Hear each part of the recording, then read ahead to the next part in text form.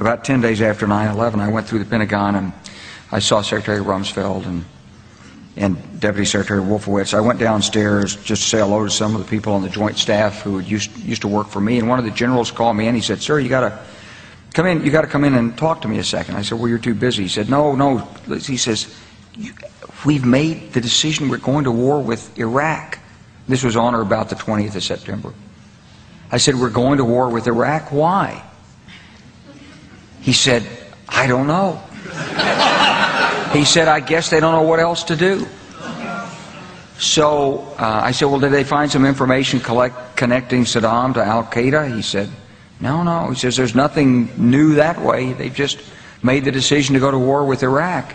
He said, "I guess it's like we don't know what to do about terrorists, but we got a good military and we can take down governments." And he said, "I guess if the only tool you have is a hammer, every problem has to look like a nail." So I came back to see him a few weeks later, and by that time we were bombing in Afghanistan. I said, "Are we still going to war with Iraq?" And he said, "Oh, it's worse than that."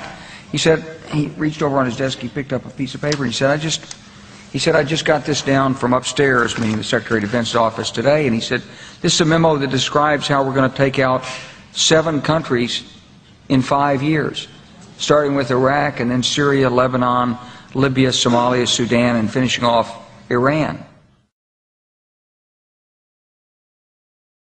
The truth is about the Middle East is, had there been no oil there, it would be like Africa. Nobody is threatening to intervene in Africa.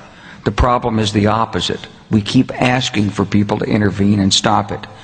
And there's no question that the presence of petroleum throughout the region has sparked great power involvement. Whether that was the specific motivation for the coup or not, I can't tell you, but there's always been this attitude that somehow we could intervene and use force in the region.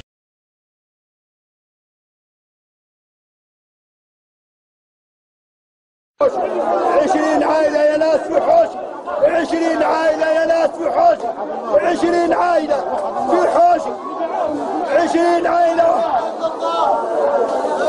5 عشان يا ناس، 5 عشان يا ناس، 20